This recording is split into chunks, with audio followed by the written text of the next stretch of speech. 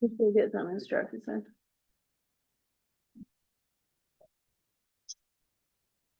All right. Ready to go? Yep. Okay, if you would please stand and say the pledge. Oops. Sorry. I'm trying to turn on this old recorder, sorry. Thought that was my ear. No. I pledge allegiance to the flag of the United States of America and to the republic for which it stands, one nation, under God, indivisible, with liberty and justice for all. All righty.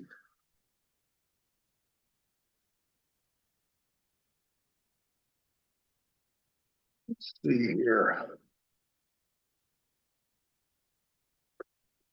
I have to get a chance to look over the minutes of the previous meeting. I make a motion to approve the minutes of the last meeting. Second. Motion by Retha, second by Aaron, all in favor? Aye. Claims and allowances. Motion to approve claims and allowances. Second that. Motion by Aaron, second by Retha. All in favor? Aye. All righty.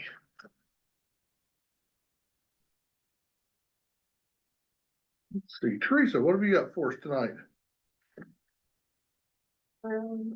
I have a paper from NDOT.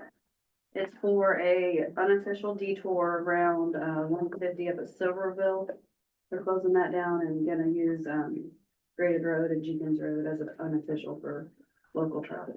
That'd be nice. They will say they will reimburse Martin County for related expenses to damage repair and all that on it, so. Bobby's already headed out there with the grader, I think. Yep, guys are up there. They're gonna take pictures of it. Yep. Video, whatever, okay. Where's that? Fayetteville, Silverville, Oh, from okay. Bedford, that little dead end highway. Well, was the Bedford Gate. Ran into the Bedford Gate. 158 did. Is Bedford Gate still open? I don't believe it's still open, Walt. That gate's not open anymore. is it? No, it's not open. Yeah. Just special, right? Yeah. Very special. So- We need to approve this as our unofficial runaround. Make a motion to approve the unofficial runaround It's Jenkins Road and Graded Road. graded in Jenkins Road. Motion by Aaron, I'll second that. second by Retha. All in favor? Aye.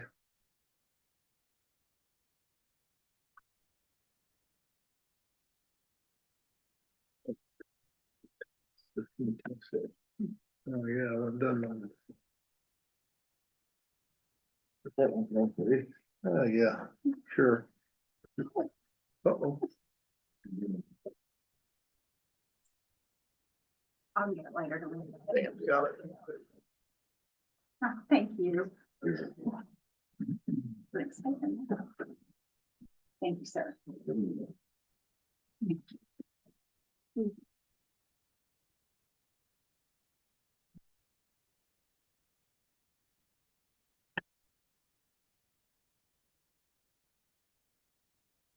Other than that, we have one truck down at Sternberg's getting fixed and guys are out trying to take care of all the flooded roads and we're getting repairs done and That was our unofficial detour around 158. Okay. Would you like to give a little stone update on how much we put out behind the state forest? last we looked, it was like around 350 tons. And that was middle of last week, Yeah, so in a month, so, yeah. Any idea if they're still on target when we're gonna, no, okay. No, I don't know on that one. Hopefully it's soon. I seen a picture that about maybe a week ago, it didn't look Too promising? too promising, obviously because of the weather, but. Yeah. Now, they said the water down there went down fast though, so they were able to get back in there quicker, so hopefully soon. Hopefully they don't have two detours at the same time. but I think they're gonna close the other one down Monday. Yeah. so. Yeah, well, Scott said a week or two last week, so yeah. Sign says 4/21, so. That's all I have. All right. Teresa. Thank you. Thank you. All right, let's see. Andy,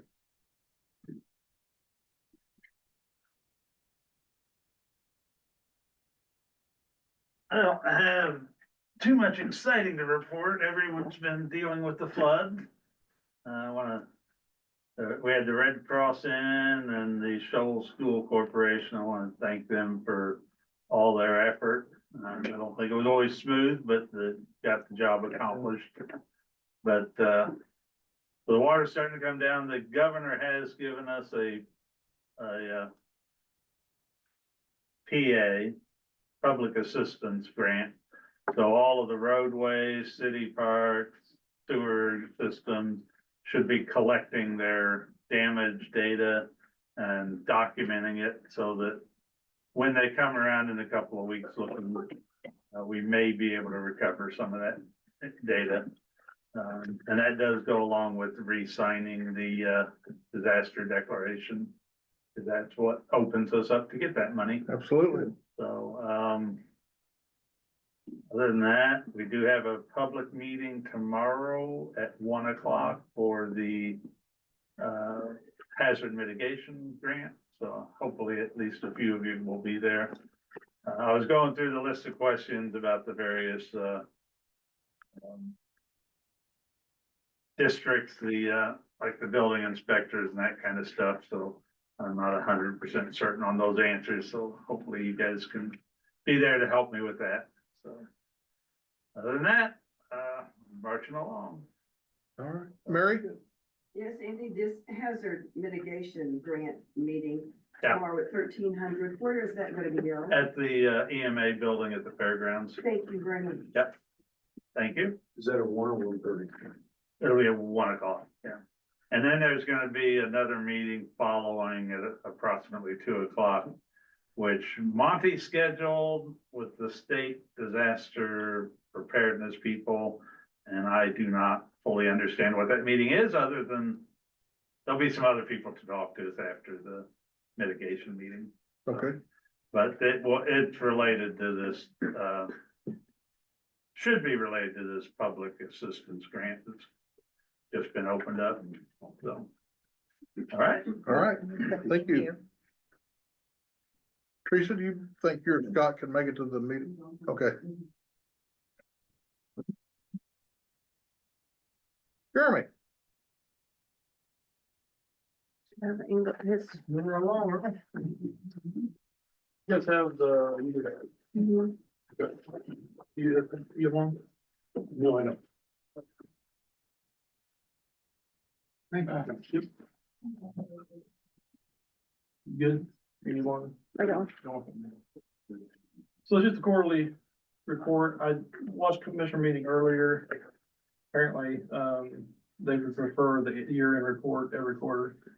So, I didn't give all the detailed breakdown of what's owed and I guess a lot of stuff, so. But, run totals as of yesterday, we're at 448 for the year. 2024, that was 478, so we're less than 37, 28 shy or so. So far, we brought in almost 141,000, collected this year. Last year was almost 37,000. Then there's just a breakdown of the reports and of the months, January, February, March, and where we transport to. As it says on the bottom, this report, it includes, every patient has a separate run number, so if it's like a motor vehicle accident, then they get 2 run numbers, not just one, tracking purposes. Any kind of standbys, games, other counties, that's all included in the run numbers.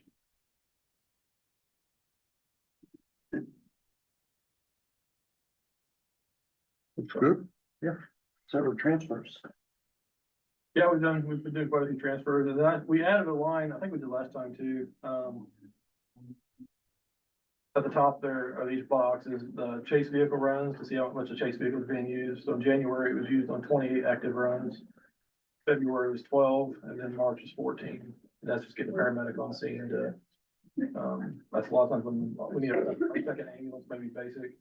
So we get me or, trainer on scene, so. Every first out truck is staffed with a paramedic. That's almost never changes, unless we have an emergency. And then second out may have a paramedic or it may have a basic, but there's a paramedic with a chase vehicle. So if we need to get there, we can strike care. As far as billing, Jeremy, Yeah. are you able to bill like all plans, like Advantage plans with Medicare and all that, or is it a certain plan? We can bill all plans, Okay. part of, and you might have to jump in with me, Anthem, part of Anthem, the payment goes to the patient, not to us. I remember So saying that's that, kind of a yeah. tricky situation. For some reason, they're closed as far as us starting getting new plan members, Mhm. but we are trying to do that all the Okay, time. So okay. we can bill everybody. That's- Okay, great, thank you. I know from watching the, meeting yesterday, I thought I kind of got thrown under the bus. It was implied that I've not been doing the collections, which we haven't been doing collections. Since January of last year, we have been working on whether we're doing collections or we're doing, attaching it to the tax, property tax. And I don't know that we completely, of course, it's not my decision, but I know we went to, the auditor and the treasurer had a conversation, and I don't know if the treasurer was a fan of it because of possibly increased workload. And last I heard is you guys are gonna go to Crawford County and see how they do it and how much increased workload there really was. Is that correct? Yeah, I need to get with her again and see. I don't know that she was in favor of it just because it could, if it could take somebody's property or not. We didn't know Sure. that. Kind of felt like nothing of them, I didn't make the meeting yesterday because it got changed, but I felt like none of that was relayed. It was just Jeremy's not doing his job. More or less that's how I took it. And that's not the case. We've been looking at this, we've visited this numerous times. And, I do have a company, I have a company that I like. It'd be a contract that you'll have to sign and I've had that since, the last email I saw was September 18th of last year. And that, go ahead and explain those charges again, cause it's been a day or two since, I mean, So with I know that- they get a percentage. Right, so with that collections, it's a 30%, and they'll go back, it's 30% for the last 2 or 3 years. I know some people are saying, well, every year you go back, it's more and more, but they'll go back 2 or 3 years, which is about where we're at.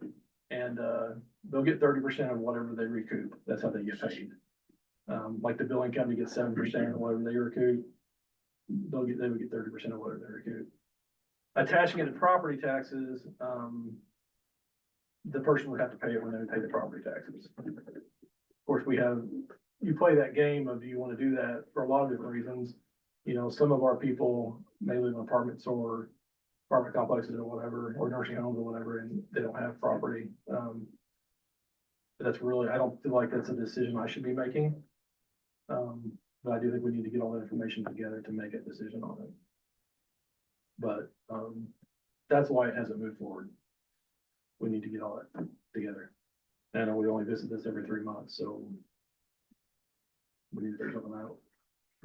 So on the 30%, are they gonna charge an additional amount No, for it? It's Okay, 30%. okay, Yep. thank you. And there's others, and there was an email sent out, January 26th. They had other companies listed on there, it's just definitely one company that I liked, but I still have the email that's all today, so whenever the decision is made, which direction we wanna go. And I do agree, we need to do something with it, because there's a lot hanging out there. Most of it you're not gonna recoup. We also need to have some kind of bad debt policy, which we talked about. And that needs to be hashed out somehow. I don't know what direction to go with that as far as that goes. Or what all that entails. I know we get some calls occasionally about can the debt be, from whatever's left, can that be resolved? Can that be waived or whatever? Without a policy, we have to say no. And maybe that is the answer, I don't know, I mean, some of the debts are like $168. If that's all you owe for an ambulance run. Most people would probably pay that, but we need to have some kind of parameters, I can't make those, I shouldn't be making those decisions willy-nilly, because there's too much corruption of ability there. We do take, we have what's called, it's a multi-plan offer, I don't understand how it works. It's another company that does it for insurance policies, they negotiate. Since the beginning, we have approved a 10% off when they're allotted only 10%. So we still recoup 90% of the bill. But beyond that, and that's very standard, beyond that, I think we need to have a policy that would be, because I mean, Michelle, every time Ames asks us, hey, we've had this person contact us, can we reduce the bill? My answer is always no, because we don't have a bad debt policy. So we need to have something on that very clear guidelines of, it's an algorithm, yes or no. And maybe it's no, I don't know. I'm not arguing either one way or the other, it's just, I don't feel like that one individual should have the ability to say yes or no on individual contracts. So. Yeah, I'm not for sure that we would be qualified to be like the, people that can determine on collections. I mean, I think there needs to be somebody guiding us on what we need to do. Well, as far as collections go, the billing company doesn't do collections. The billing company will tell you these people who are delinquent, and they would recommend these people who you might send to the collections company. So they would kind of guide that area of it. But as far as guiding any policy to reduce a bill or that kind of thing, that would be, I don't know if you want to have a board to do that or just a clear document. I don't know what. I mean, we'll have to have some sort of guidance on that. I mean, we wouldn't know what percent to start at or what percent to end at. I've talked to a couple other counties, and the director usually makes that decision. But I'm not comfortable making that decision. It can look bad. Yeah. It's just, yeah. Yeah. May I recommend that Jeremy put together some recommendations and present them to you, and then to the board, and the board then decide which way they're gonna go?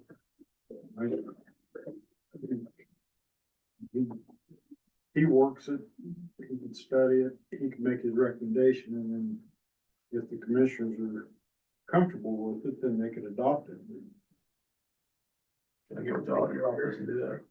Yeah, and I'll sit down with you, obviously, but. I'd reached out to 3 or 4 other counties, ambulance services by email to see if they had a policy, and nobody responded, so Right. maybe we'll try to Seems to be a make phone calls. secret. Yeah, Spencer County and Posey County, all three of them, Spencer's one of them. ambulance services, so I'd recommend that'd be your first call to mhm. those people, since they're in the same boat Martin County's in. Sounds good. That works. Yeah. Well, let's try to knock it out in the next 30 days. Mhm. Instead of- Yeah, we need to move on it. I think it just keeps getting kicked. Anything else for me? Trucks are good. Don't know that we have anything significant that's down. Have we had all 4 of them out at the same time yet? Yeah. The newest one is set up for BLS only. But, we had them out the other day. It comes in spurts, it's odd. If one goes out, it seems like they both want to go out or they both stay home, but like this morning, we had 3 staff, but only 2 went out. Within 5 minutes of each other. Yesterday, we didn't have a run, so it's just ridiculous. I think they're on their 4th or 5th run today now. So. All right. Right. Well, thank you, sir. Thank you. Keep it up. Brian, what do you got for us back there? Well, the veterans van went out 7 times in the month of March to take veterans to their appointments and stuff. We got new tires on it in March, and I guess it was in April that we got the new brakes on it and everything. But it seems like we spent a lot, but just general maintenance that we have to have. Sure. I got, Veterans Days coming up in Dawson in July. So encourage everybody that's a veteran or a family member of a veteran, come on out and partake in it. We'll try to have some guest speakers and stuff. I don't know how many cases I'm working on, it just never ends. So, Good. but that's about it. Yeah, we know you've been staying busy. I mean, pops in the store and Yeah, there's a lot of stuff on the roads. Thank you, Ryan. thank you, Ryan. Do you know offhand the date in July? July 11th, I do believe. Okay, And I'll have some flyers sitting outside my office before, if you guys want to grab some before you leave. Thank you. All right. Julie,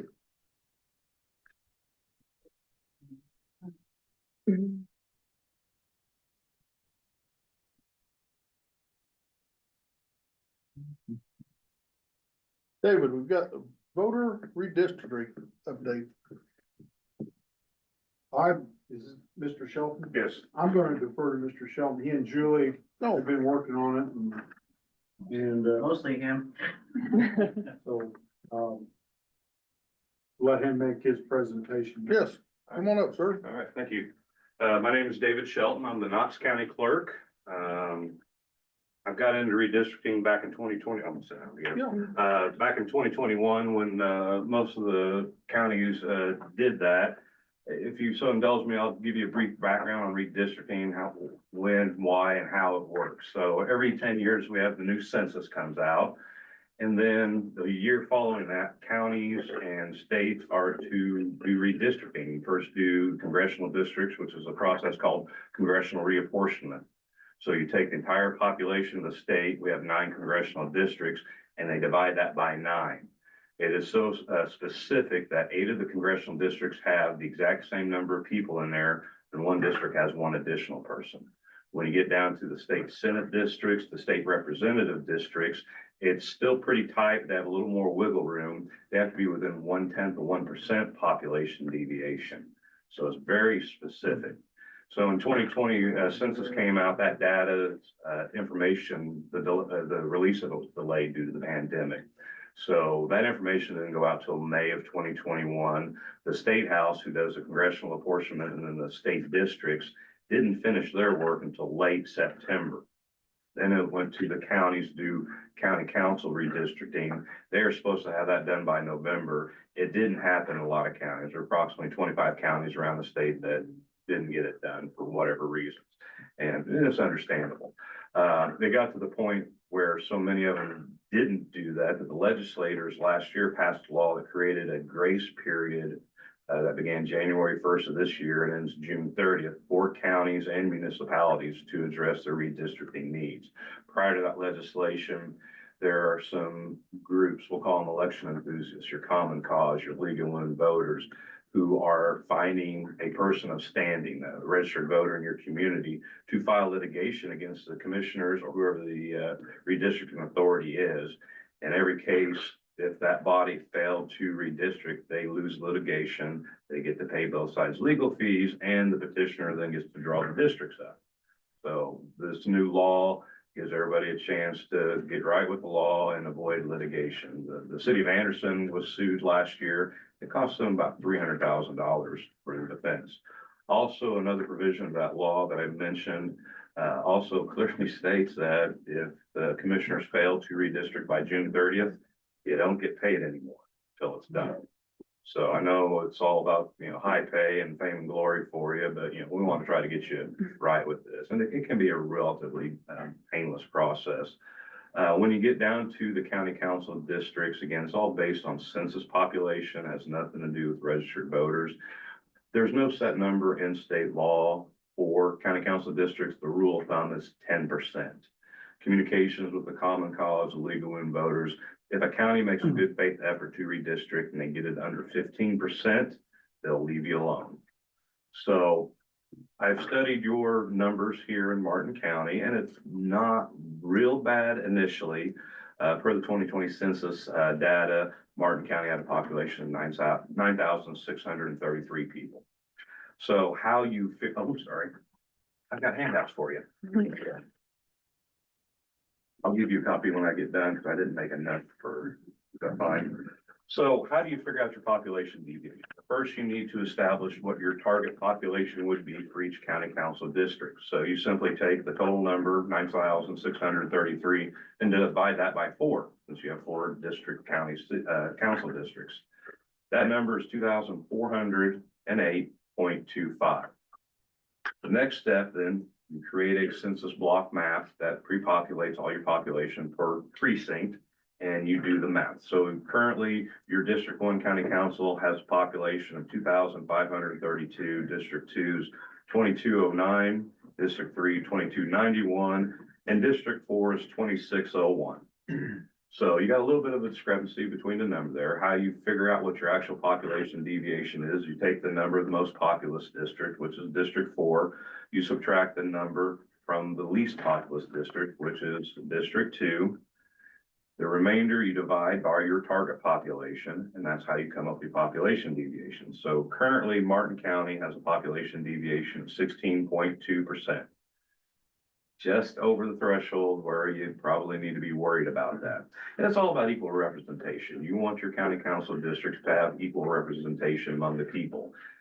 You know, it's set in federal law, set in state law. I don't agree with all the processes. So if you had a prison population in your county, which you don't, like Sullivan County does, those people are actually counted in the census and when it comes to county council redistricting.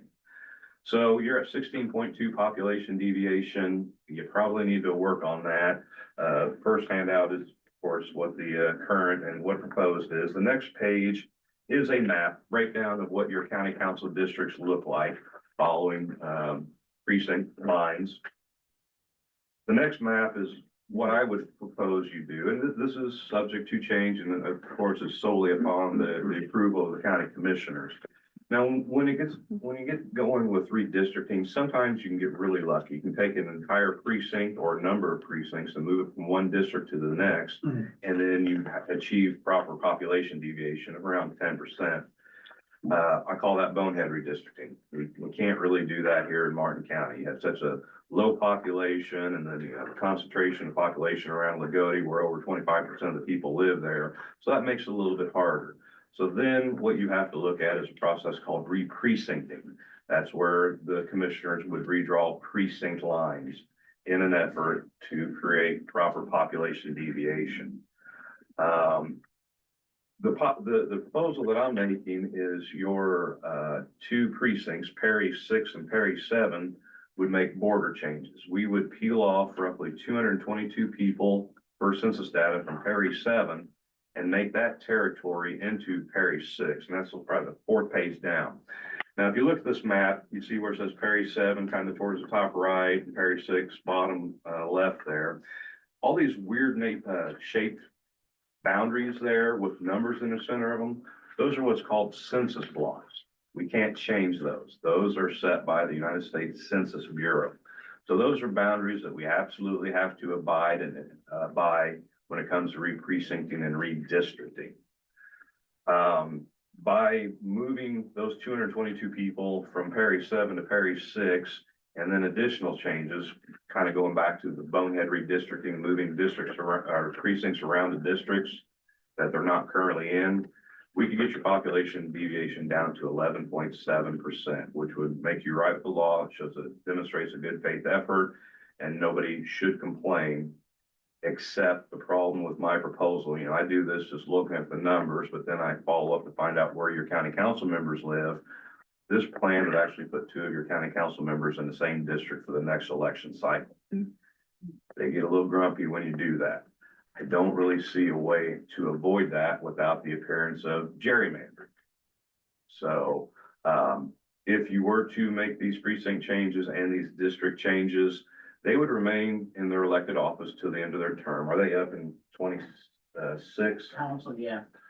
So The district ones are up in 26. So in 26, you'd have 2 of them potentially facing off in a primary. That's the downside of it there. You know, I'd be willing to look at it again and again to find out a way, but you know, factors you want to take in consideration when you redistrict is you want to be somewhat compact, contiguous, and try to reflect community. If you have, different ethnic groups, you don't want to split those up. Major changes with the proposal I have currently, the city of Lagodi is all in one district. My proposal would be splitting the 4 precincts basically along US 50. The southern half of the city would be in one district, the northern half would be in a different district. To achieve what I'm talking about, re-precincting, it would be a matter of the commissioners passing a simple re-precincting order. You wouldn't even have to go so far as doing legal description of the property. You can simply say Exhibit A, Exhibit B in your ordinance. This is how we want to draw it up. So those are the next couple pages in your handout there, what Parish 6 and then Parish 7 would look like. And I'm not that great with maps, so they're not exactly to scale, but you can see how originally they would fit together right there. After the commissioners pass a re-precincting ordinance, that ordinance would be filed with your county clerk and Julie. And actually, then Julie would have to do all the hard work. She would have to move the voters from one precinct to another using address range assignments. After the precincting is done, then you would do the redistricting. The redistricting is a very simple ordinance. I could provide you with a draft ordinance that I provided to a dozen other counties here in the last few weeks, where you simply establish, all right, we are reestablishing our county council districts. County Council District 1 will consist of the following voting precincts, and you just list them. So it's a 2-page ordinance, very simple. Both re-precincting and redistricting does not require a special public notice or hearing. It just has to be conducted in a normal business meeting. So, if so inclined, you can do that at your next meeting to approve the precincting. That with the IEC 8 form that she will have to complete with the maps and approximate number of voters being moved would then need to be submitted to the Indiana Election Division.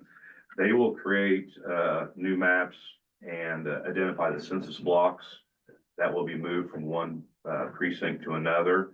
And then you can do your redistricting ordinance and be done with it until 2031. So there's a lot of information thrown at you real fast there. Do you have any questions? What about the commissioner districts? You don't care about? Commissioners' districts are considered residential districts. They have to live in a certain area to run, but they're voted on at large. So the population deviation does not matter. Traditionally, most commissioner districts are kind of equal geographically or by road mileage, but again, they're voted on at large, so they do not have to be redistricted.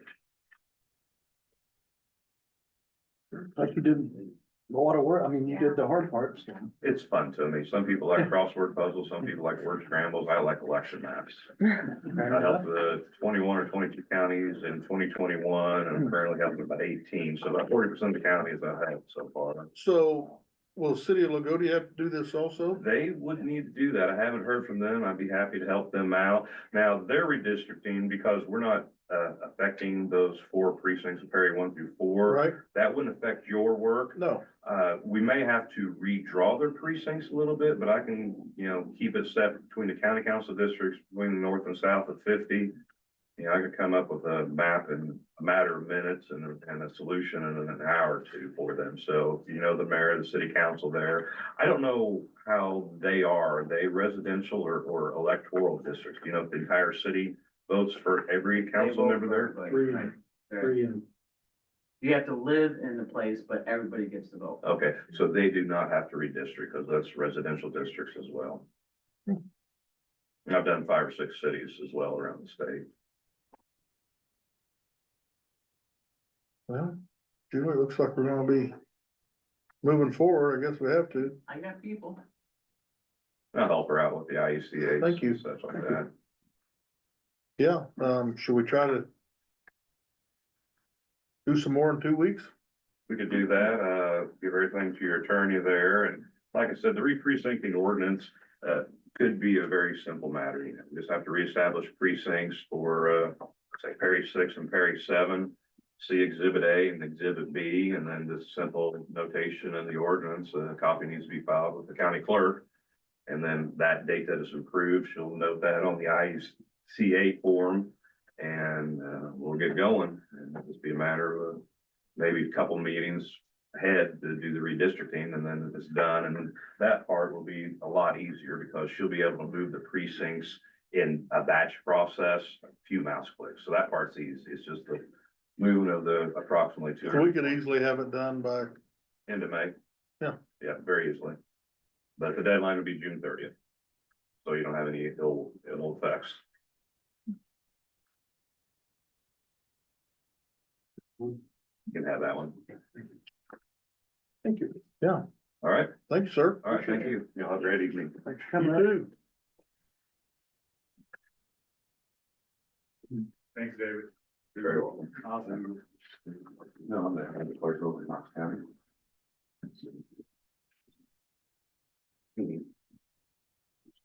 Thank you, Dana, for bringing that to our attention. Yeah, there's another thing too, he was talking about, not being in the right precinct or something like that, I think 16, 15, they got that strict at, right, this year? They had it in the bill this year, we had to live in the precinct that you were gonna represent, but they got that stricken out this year. Yeah, that was more of a flip for. Yeah, somebody- PCs and vice PCs. Yeah, but I'm hoping that we'll be able to use that if we have to. Right. Later on down the road. I'll talk to Brian about, when he gets back, about you coming in and talking to him about the city. Also, with the redrawn of Perry 6, basically when we're back in Perry 7, if I happen to move a PC, if precinct committeeman, either Republican or Democrat, from their elected precinct, they'll remain that PC. Yeah. They'll be considered like a ghost precinct. But the Democrats, they're on the ballot next year, so they'll have to abide by the new boundaries for next year's election. Okay. And the other things, the CTP, so we had a meeting today, and they were complaining about that, so they're saying it could potentially affect their funding because they gotta get it to the state from all the 3 counties, so, On the agreement, yeah. David, I contact you on, when I seen your email again today. So I need to either get the electrons of that or something, so I can get it to everybody and then Absolutely, get them off my back. So, thanks. absolutely.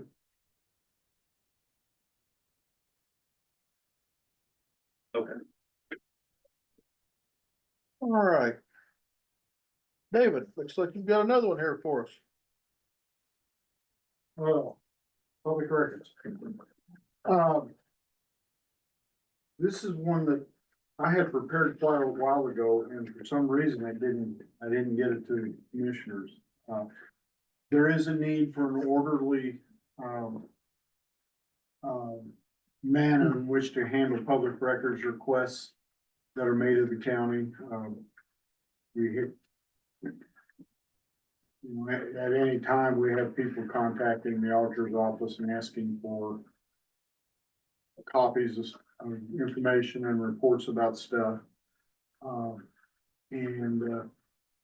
As I said, I don't know why we never got it to the commissioner, so I did prepare one. I think you all has had a copy of it to look at. But I didn't create any new ground with it, it's just so I present that for your consideration, and I would ask you to adopt it. I think Michelle needs it. Yeah, we have a policy.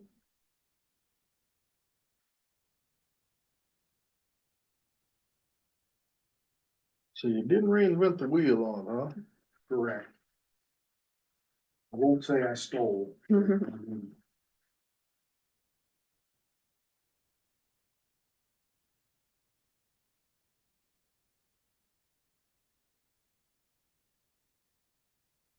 do you think? Looks good. Make a motion to approve the ordinance 2025-17. Public records access. I will second that. Motion by Aaron, second by Retha, all in favor?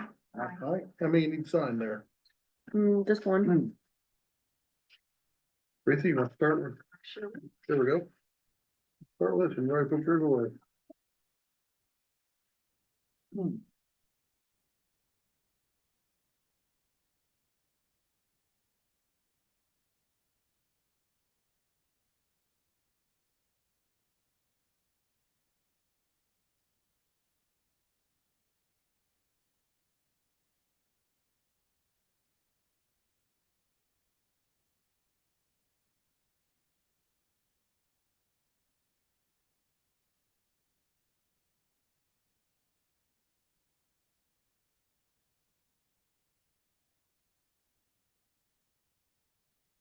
David? Oh, I have, Michelle's gonna discuss the shelter house, Jessica has brought that up to me, and she's said that she and Michelle have worked out a proposal. And I won't confuse anything by speaking any further. Yeah, feel free to add on. On the CTP agreement, do we already have that signed or ready to go, or? I have an unsigned copy here, so let's go ahead and get this signed Yeah. again, and, did you check the minutes when this was approved? It was in the folder for January 25th. So I'm not sure if it was that day or the next meeting. So. Just for Paul, so. I have absolutely no idea where the sign is. But we already did approve it. Correct. Mhm. Okay.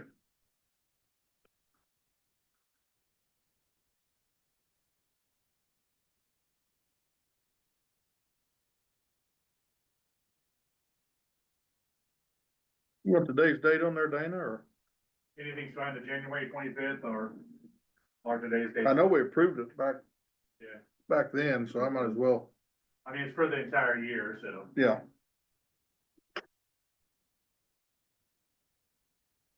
Say January 25th. Yeah.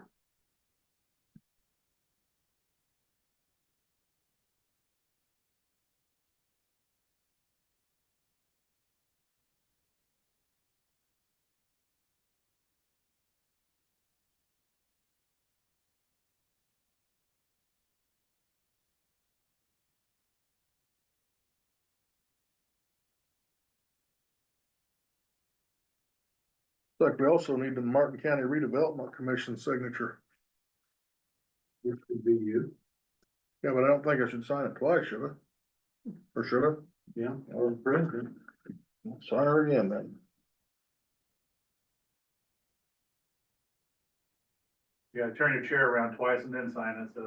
Put my hat on backwards. There you go.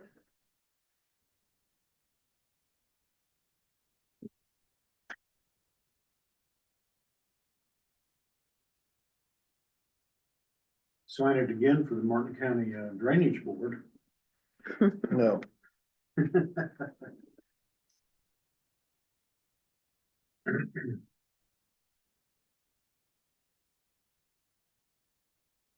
Never have it. Good. All right. That's all I have. All right. Any word on our bridge, David? No, sir. Nothing promising.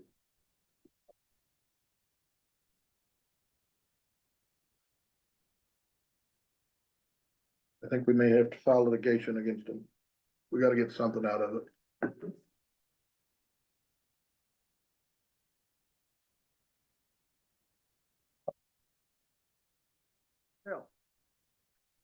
Yeah, in regards to the Dawson Shelter House, like Dave said, Jessica and I have been trying to work on a reservation system.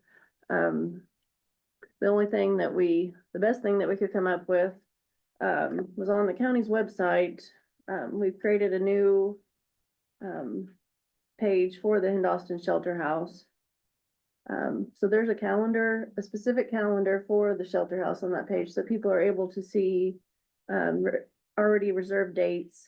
It's not gonna have any other details, just that it's reserved. And there's gonna be a form on there for people to fill out. And that's, right now, that's the only way I want to take information. I don't really want people calling in, but I guess we'll see how it works. So people fill out that form and it directly goes to auditor@martincounty.in.gov email address, which Connie has that now, so she doesn't have a high volume of emails. So I thought that was the best place for it to go, that, we wouldn't lose something. So I tested this out last week, I think, because it was in development, and so the email did go to Connie, and the email also goes back to the person reserving, saying that you've submitted this form. Martin County Auditor's Office will be calling you to verify your time, calling or emailing back, whichever way might be better for us, but, and I just, before this meeting, I actually got the email from, the state who does our website. Calendar is on that page. and it's live, so, but I've asked him, the form wasn't on there yet, so. Once he puts that form on there, then I think it'll be ready to go. So, Great, yeah, I'm hopeful that. It'll be great. good, so. Mhm. Yeah, it looks really nice. Did you put a provision for time and date? Yeah, the date's on there. The time, I didn't know. You know, I kind of went back and forth about it, if, we should allow somebody to have it all day, or, No, I'm just saying the date, date and time of the reservation is made. So you don't get yeah, if two people put in the same day. dueling, requests. Yeah, I do need to find out if it's time stamped. I don't remember if it did or not. I mean, it's gonna come through the email. I guess it'll be time stamped that way, but I just recommend, cause yeah, there could be you're gonna get something, into battles. yeah. Okay, y'all verify that, but. Just for public notice, the website's, www.in.gov, /counties/Martin. And then there's a top heading at the top, it's resources, it's under resources, and then there's a Dawson Shelter House. So you click on that and then it goes to that page, so. We'll keep reading that off about every meeting from here on out for a while. Yeah, so I can get it in the paper and people are informed, 'cause. Yeah. Yeah, and I'll put it on Facebook too, not that I have probably only a small percentage of the county sees that, but yeah, if we can get it out of there, and I'd like to put up, at, the Martin State Forest on the shelter house, there's a sign that says reserved by whoever. I think that wouldn't be a bad idea either. And maybe contact information for people that want to reserve, so. So yeah, a few more details to work through, but. Good idea. Good work. Thank you, Michelle.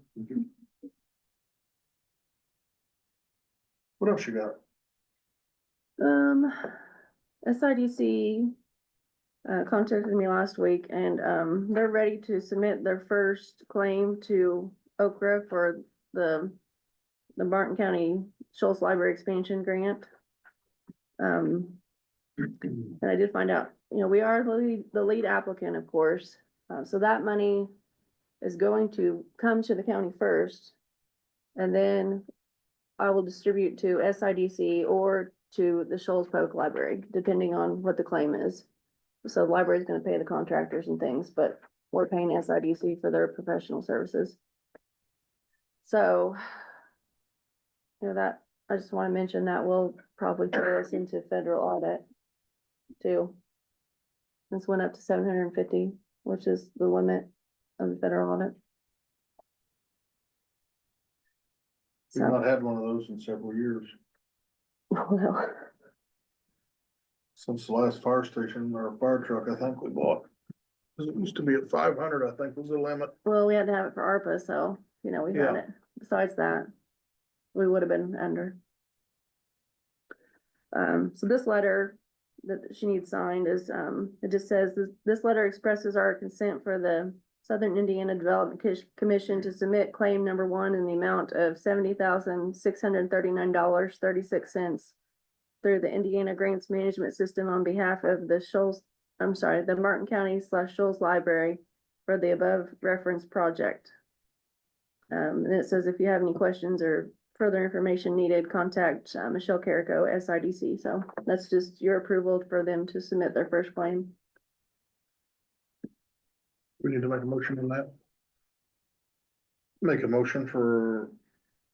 to make a motion for SIDC to submit their first claim. I make a motion for the SIDC, to get their first money on this claim. Motion by Retha. Second by Aaron, all in favor? Aye.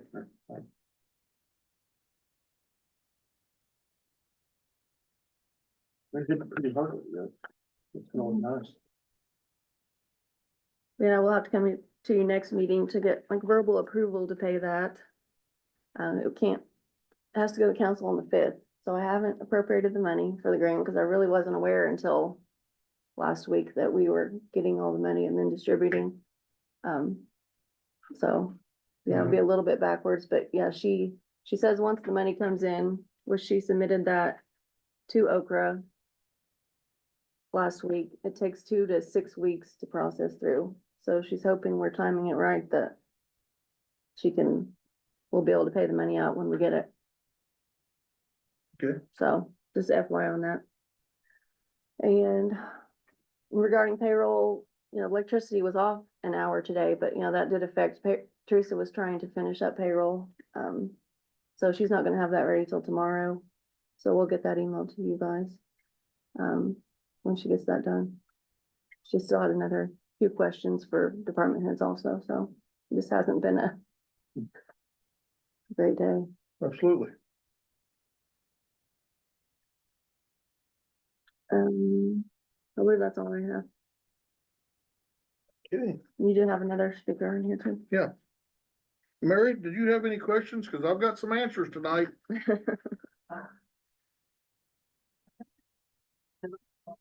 I got some answers. Sounds like you're gonna get them anyway. All right, I'm just gonna give a little bit of synopsis here on what the Martin County Alliance does. I'm just gonna read it if that's fine. Yeah. It's a local nonprofit organization that aims to serve businesses and residents of Martin County with the mission to promote, encourage, and assist in growth and development of our community. Cause I did ask, I said, hey, we're being questioned what all we do over here. We don't really have all the answers. I just need some hot points. And then once she started telling me, I'm like, oh yeah, I remember all this. It was like, they were leading the fundraising efforts for Hendoster Falls Shelter House. They also led the fundraising efforts for the Martin County CEO program, which we contribute to. It's been a big hit. Host IT Academy. And they've also got applications on that open until May 27th for a summer program. Said they collaborated with SIDC and was granted $28,215 grant through MHS Service Program to expand public Wi-Fi to Logodi City Park and the new downtown green space in Logodi. Along with, they helped purchase the new laptops for the Shoals Library. Started the Legacy Leadership Program. That's a program designed to develop leadership, promote collaboration, and increase community engagement. Then, oh yeah, our last one here is we're working on the quick impact. What was that? Facade, how do you say? Facade, thank you. Grant program to help curb appeal for our downtown businesses. The difference between the Alliance and the Redevelopment Commission. The Alliance is a nonprofit that focuses on business development, expansion and retention, quality of place initiatives to make Martin County the best it can be. Redevelopment Commission focuses on redeveloping areas and cleaning up blight. Says, for example, like Redevelopment Commission can build a strip mall so the Alliance can get the businesses to fill it. And thank you, Mary, for asking those questions. Thank you for your response, Paul. I appreciate it. Yeah, no problem. All right, let's see. Arthur Ping, Yes, what you got for us, buddy? I was just wondering if you found the government very curious right now with what's going on.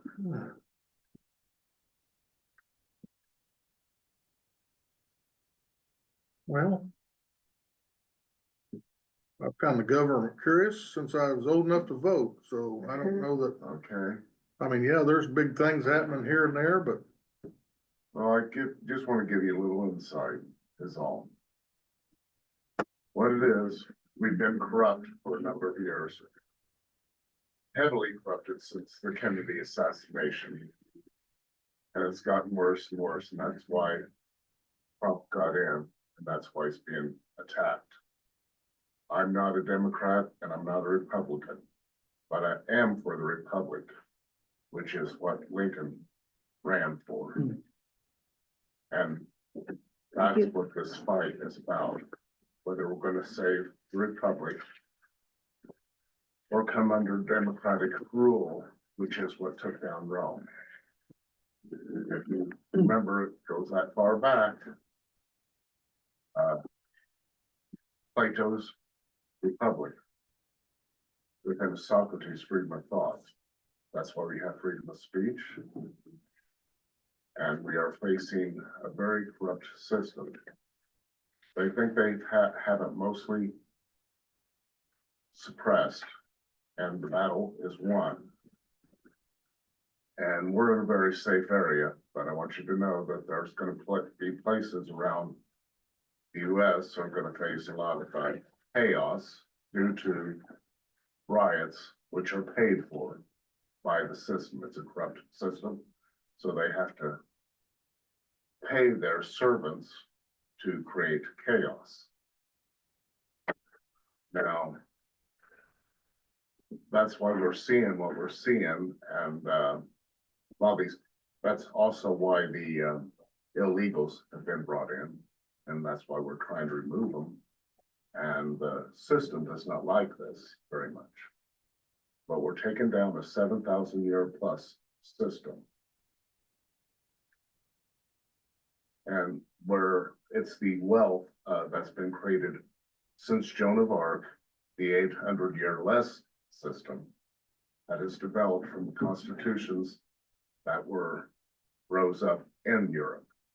I think I mentioned about Joan of Arc, what happened there. The king would do not listen to that man because he's a con man. He's trying to con you.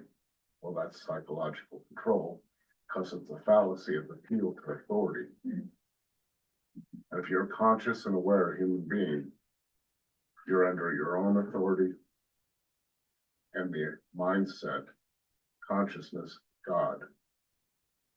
These people do not believe in God. They worship Satan. We're going to see a lot of things progress over the next few months. It's going to get worse. And I just think you ought to be aware. I have spoke at the council a few times, and I kind of gave the warning. Now, the highway that they're wanting to put through, which doesn't really make sense, it's just a way for some people to make revenue off of the project. You already have good roads, and it might save a little bit of time, but I think you've read the studies on it. It's not like time breaking speed. So that ought to be avoided if you can. At very least, slow it down might be the better way to approach it. Because it also, the other thing is that it is a way to turn you into a 15-minute city.